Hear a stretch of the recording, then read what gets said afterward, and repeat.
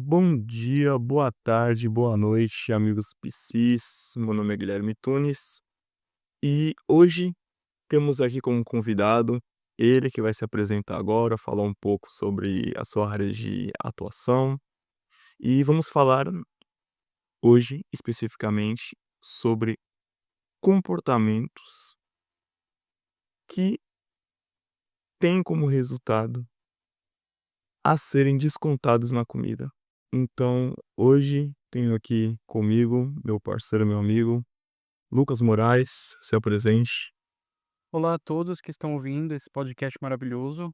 Hã, Como o Guilherme falou, meu nome é Lucas Moraes, eu sou psicólogo, trabalho com comportamento alimentar e autoestima, tenho formação em comportamento alimentar e obesidade, tenho formação avançada em análise de comportamento e gosto muito desse tema e de trabalhar ele a partir da perspectiva behaviorista. Então acho que é a partir disso que a gente vai comentar um pouco aqui, né, Guilherme? Exatamente. Eh, não temos a 100% a mesma abordagem, né, acho que dá para dizer assim, mas entre as nossas abordagens a gente consegue intercalar, conversar bastante, e creio que esse tema vai ser muito interessante para colocarmos um tema que não é muito bem visto, né, ou acho que pelo menos pelo que eu vejo por aí, não é tão falado quanto deveria, né, Lucas? Com certeza, eu acho que primeiro que o tópico pelo qual você me convidou, além de ser muito importante, ele tem justamente essa questão de que hoje ele não é tão falado, normalmente psicólogos não são muito relacionados com o emagrecimento e comportamento alimentar, a não ser em casos de avaliação para bariátrica. Só que vendo, por exemplo, as perspectivas que nós estamos tomando, principalmente depois da pandemia, a gente vê uma guinada que as pessoas têm tomado para uma vida mais saudável e a alimentação é parte disso, é claro. Só que muitas pessoas estão entendendo que a alimentação saudável não é simplesmente ir na nutricionista, pegar uma dieta e começar uma academia, né. Muitas vezes a gente passa por muitas questões psicológicas que estão envolvidas e que são grandes barreiras para que você atinja seus resultados e seus objetivos. E a psicologia ela consegue trazer muitos benefícios para essas pessoas. Sim, muito bem colocado, Lucas.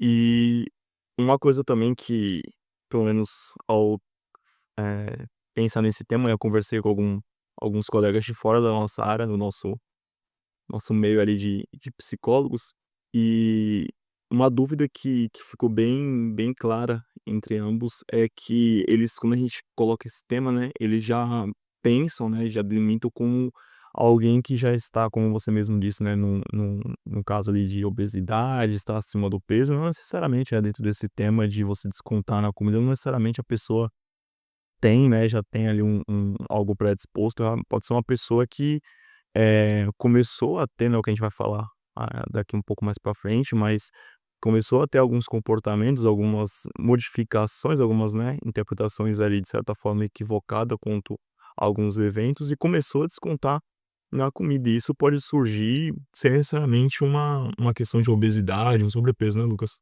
Com certeza, com certeza. Até porque a gente precisa entender que são perspectivas muito diferentes entre, compulsão alimentar, que normalmente é aquilo que a gente atrela um pouco mais com essa questão de descontar na comida, e obesidade, né. Obesidade ele vem de fatores genéticos, é claro que não é só o fator genético que determina, mas ele tem uma questão de fator genético envolvida, é uma doença, vamos chamar assim, né, de escalas de proporções muito maiores, né, digamos. E enquanto a questão alimentar de descontar na comida, ela é muito mais referente a um comportamento, especificamente ali como resultado de algumas outras coisas, né, do que de fato um diagnóstico por si, sabe. É isso que eu quero dizer. Sim, eu acho que a gente conseguiu introduzir bem a questão do tempo. E para ficar um pouco mais claro, não só porque a gente está trazendo, mas também pelos nossos telespectadores, sejam eles do universo da psicologia ou de fora, vamos trazer um exemplo aqui para vocês de um caso fictício, mas que a gente acho que fica fácil para identificar dentro do nosso dia a dia, de situações que podem vir ou já aconteceu com algum de nós, né, algum de vocês nesse caso. Eh, o caso seria de um homem, né, adulto ali, que trabalha numa empresa onde, assim como qualquer outra, existe uma grande cobrança, né, acima de resultados, de entregas, coisas que a empresa cobra esse homem e também ele mesmo se cobra, né. E assim como qualquer âmbito da nossa vida, qualquer, área de trabalho, temos semanas e semanas, né, Lucas.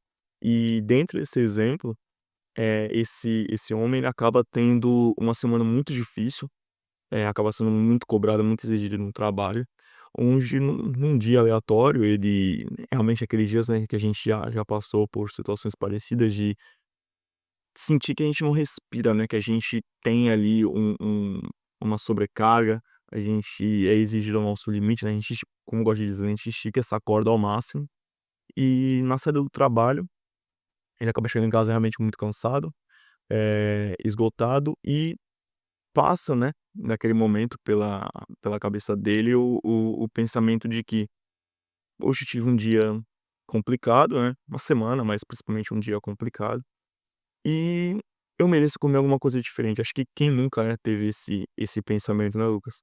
Sempre, né. Sim, é bem comum. E ele acaba, né, descontando na comida, não que isso por si só seja algo ruim, mas não é a questão do que ele vai comer, é a quantidade, né. Então ele acaba escolhendo um alimento de sua preferência, né, no caso ele acaba pedindo uma pizza, acaba pedindo ali uma sobremesa, e ele acaba comendo mais do que ele ele, viria a comer num dia comum, né, um dia ali habitual. Isso um dia só, até aí creio que não seja algo muito, né, muito que a gente deva se preocupar. O problema é que, como o trabalho dele é frequentemente, né, eh, feito de cobranças, de altas exigências, ele acaba tendo esse comportamento, nessa cadeia de comportamento e consequência de coisas que aconteceram nesse dia, com algo que trouxe para ele um certo alívio. Então ele teve um dia complicado, ele se viu cansado. Ele chegou na casa dele, ele pediu uma comida que ele gostava e ele comeu até ter essa sensação de prazer, né, que o Lucas depois vai falar um pouco mais pra frente sobre. E isso se tornou algo repetitivo dentro da rotina dele. Então, dias que se assemelham a esse dia, lembre-se que se assemelham nem significa necessariamente que sejam iguais, né, então a gente teve esse exemplo um dia muito puxado, mas no outro dia que isso ocorreu, também não foi um dia que chegou tão perto, né, quanto a experiência que ele teve, mas mesmo assim ele se viu como um merecedor desse alimento, dessa conquista, e acabou novamente, tendo esse comportamento. Ele, né, esse homem, observando a si mesmo, ele pode não ver como algo prejudicial para sua saúde, para sua vida, porém, como isso se veio de um episódio e começou a se tornar um hábito de certa forma frequente, a médio e longo prazo, isso pode ter várias consequências, né, Lucas? Exatamente. Ah, acho que a grande questão aqui, primeiro que esse caso que você pontuou, ele traz um estudo que é muito interessante, porque acredito eu que todo mundo tem algum familiar, ou seja, esse o familiar ou um colega, que já passou por uma situação muito parecida, né. Todo mundo já ouviu a expressão "eu mereço", né, ou se não, aquela famosa também, "é só hoje". Uhum, E esse caso em específico, ele traz alguns insights muito interessantes, né. É claro que a gente poderia fazer um estudo muito mais profundo em relação à rotina que ele traz, né, em relação à qualidade de trabalho e tudo mais. Mas se a gente for simplesmente olhar para um âmbito macro, tentando avaliar simplesmente aquilo que você trouxe, a gente percebe que há claramente uma falta de repertório de regulação emocional com essa pessoa. E uma aprendizagem de alimentos, não saudáveis relacionados a prazer e conforto e aconchego. Normalmente esses 2 temas eles são os que estão mais atrelados para episódios de compulsão ou de alimentação inadequada. Porque justamente todo mundo trabalha e todo mundo tem um dia mais estressante, né. E a gente precisa também considerar uma coisa, não necessariamente aquilo que me estressa vai te estressar, né, Guilherme. Exatamente. Então, às vezes você tem um trabalho braçal que é muito cansativo, mas ele não te estressa. Mas às vezes você pode ter um trabalho, vamos chamar assim, trabalho de escritório, né, que as pessoas comentam. Trabalho sentado ali em frente ao computador, mas vamos supor que você tem que fazer uma apresentação, né, para uma equipe, e aquilo pode ser muito estressante para você. E aí a partir desse pico de estresse, aí você precisa, por exemplo, de uma regulação. A primeira resposta que o seu corpo vai emitir é aquilo que já está dentro do repertório dele de mais facilitado. Então você tem um pico de estresse, você tem uma resposta de regulação, uma necessidade de regulação e o seu corpo ele pede por coisas que vão trazer prazer muito rapidamente. Normalmente, gordura e açúcar, né, que é justamente aqueles alimentos mais palatáveis e que historicamente dentro da nossa infância e da nossa adolescência, eles estão muito ligados com momentos de prazer em família ou em termos de amizade. Exatamente, até Tá. porque Bolo, essas coisas são muito ligadas, né. sim, até porque, desculpa te interromper, mas você falou, acho que é muito importante pontuar isso, porque quando a gente fala de alimentação, é de sair realmente do controle de certa forma, né, de ter essa sobrecarga de alimentos, nunca vai ser o que a pessoa vai pedir nesses dias complicados, um alimento saudável, né, uma comida que está na rotina dela, né. Sempre vai ser algo Dificilmente. voltado ali para o que ela não costuma comer, algo, como você mesmo disse, né, que seja de certa forma bastante calórico. Sim, dificilmente vai ser uma coisa muito saudável, a não ser em casos muito, muito pontuais de um histórico de aprendizagem que colocou aquele alimento saudável como sendo muito reforçador. Sim, Então você vê hoje em dia, por exemplo, pessoas que são muito ligadas à academia, e essas pessoas ou a exercícios físicos no geral, com uma vida muito saudável, né. Alimentos saudáveis têm um pareamento com um reforçador social para elas muito interessante. Da mesma maneira que, por exemplo, um brigadeiro, uma pizza para mim tem um pareamento com situações de prazer social, né, como pizza com meus amigos ou com a minha família, eu como brigadeiro em família quando tá frio, para assistir um filme, tudo isso tem um pareamento, né, sim. todos esses estímulos. Existem algumas pessoas, mas é uma minoria muito, estrita mesmo, assim, de que consideram, por exemplo, muito prazeroso comer salada. Mas a chance de você realmente descontar um dia difícil numa salada é muito baixa, né. Mas Isso praticamente não acontece. sim. Então a gente busca principalmente alimentos palatáveis, alimentos que são gostosos, que são fáceis de você comer, que são fáceis de você comprar, mastigar e do teu corpo absorver aquilo que ele precisa. Exatamente, acho que foi muito bem pontuado, Lucas. E como, né, você disse, é uma situação que a gente consegue se identificar, né, pelo menos eu imagino que você também, a gente consegue imaginar um dia no nosso trabalho, enfim, até mesmo na época de escola, né, se a gente for puxar bem lá para trás, né, dias que a gente se colocou como realmente, né, que chegou no nosso limite, que foi um dia muito cansativo e que a gente realmente merecia, né, como você mesmo disse, né, quem nunca disse o famoso: "Ah, hoje pode, vai ser só hoje, eu mereço". Então, é uma coisa que é bem comum dentro do nosso cotidiano, mas que precisa ser observado com um pouco mais de atenção, né, como a gente salientou até agora, por conta do que um comportamento, né, acho que dessa situação que vai ser reforçadora, né, como você mesmo disse, vai ser uma coisa que vai te levar prazer, vai ser uma coisa que você vai parear com momentos bons, e que essa sensação você vai sempre buscar na próxima vez, né. E a gente vê muito isso em outras áreas, né, em outros tratamentos, mas a partir do momento que você tem essa resposta do nosso organismo, né, quando a gente tem esse dia complicado, né, principalmente a questão das emoções, né, esse dia complicado, esse dia um pouco eh, mais, irritado, né, com si só por questões de trabalho, quando você tem esse alimento que traz esse prazer, traz esse alívio, essa ação que te dá, você procura buscar em outros dias, né. Então, a partir do momento que você tem uma experiência que se assemelhe com essa que você teve nesse dia, você também vai procurar buscar essa sensação de prazer. Só que a sensação que você sentiu a primeira vez, ela nunca vai ser a mesma. Então você vai continuar comendo, né, você vai continuar seguindo esse comportamento pra você tentar buscar aquela satisfação no primeiro dia, que infelizmente você não teve. Perfeita a sua colocação. Eu acho que é basicamente o conceito de reforço agindo, né. Então, você falou, às vezes uma vez na vida isso acontecer não faz mal exatamente, né. Mas o problema é, a partir do momento que aquilo foi reforçador, aquilo vai acontecer mais vezes. Exatamente. E é justamente onde a gente trava e tem mais trabalho nesse sentido, porque é muito reforçador. É um tipo de comportamento em que a pessoa que tá comendo, ela tá sendo reforçada na hora. Aquele prazer, ele é exercido no momento em que a pessoa está com a comida na boca. Exato.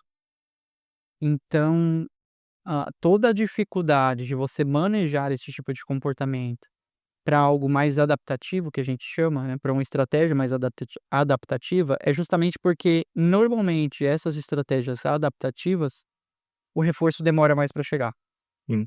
Então, em uma situação estressante, colocando aqui mais um exemplo, né, você tem a pessoa A e vai lá e desconta na doceria perto da casa dela, e a pessoa B que vai para uma aula de natação, vai para crossfit, vai correr na praia, ou vai, sei lá, jogar videogame, né.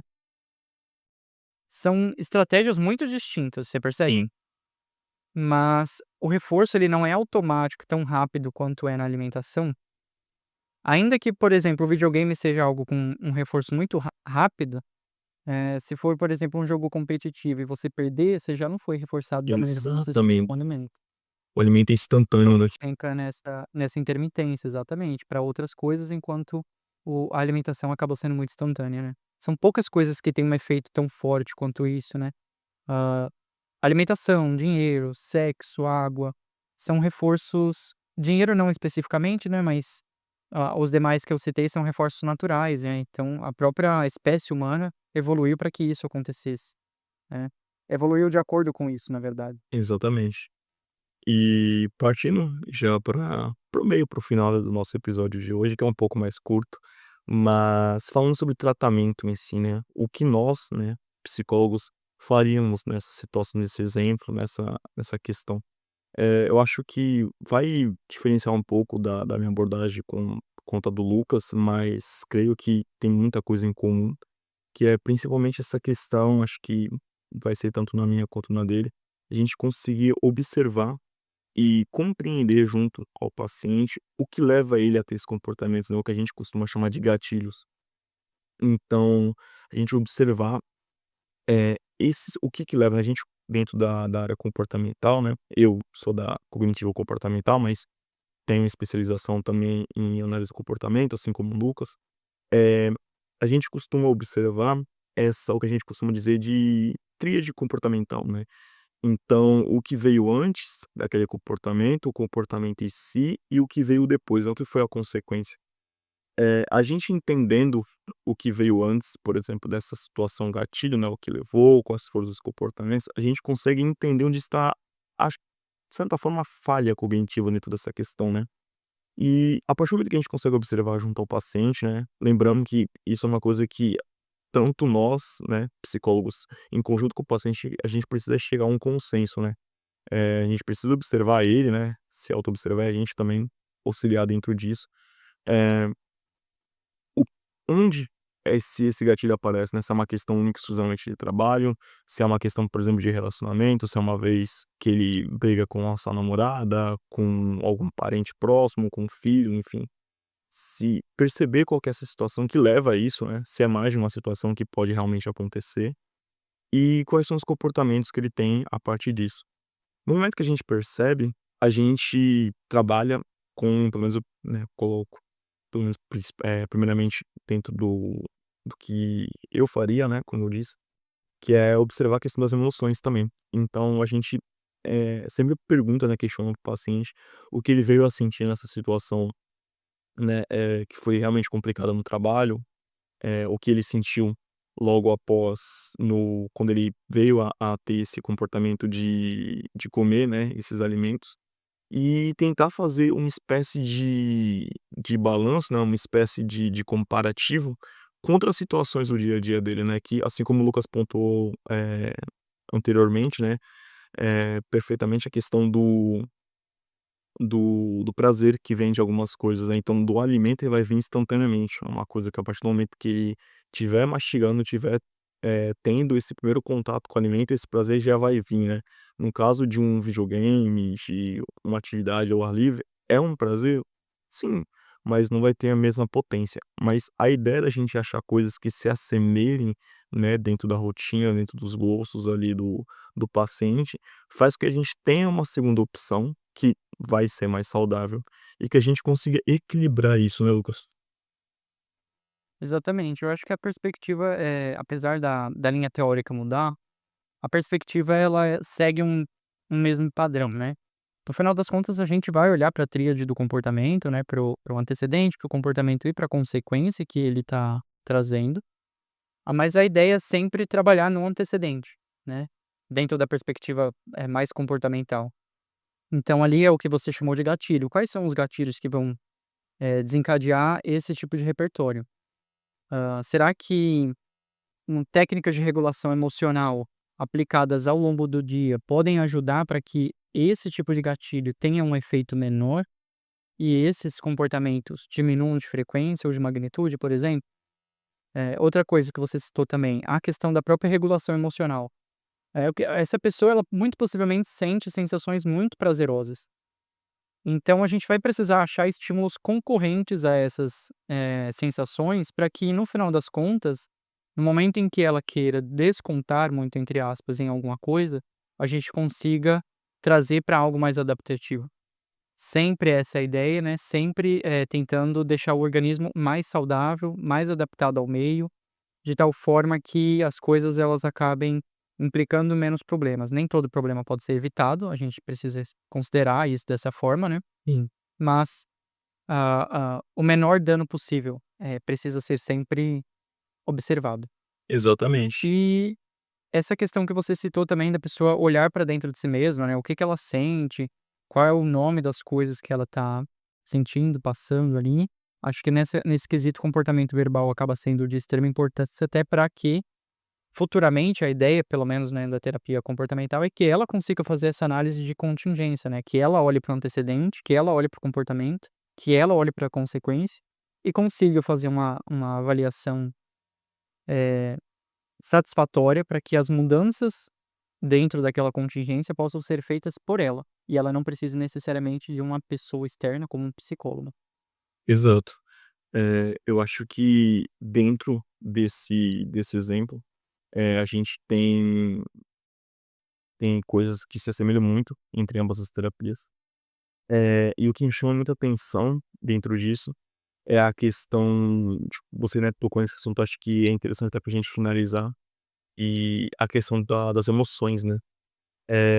A pessoa que, se a gente seguir no nosso exemplo, né, que teve isso, que tem um trabalho que na realidade de muitas pessoas, né, tem um trabalho que, assim como você disse, não chega a ser um trabalho braçal que você vai ter esse cansaço físico, mas é um trabalho que ele vai ter esse cansaço principalmente emocional e mental, né, vai ser algo que vai puxar muito dessa pessoa, né, desse exemplo que a gente trouxe.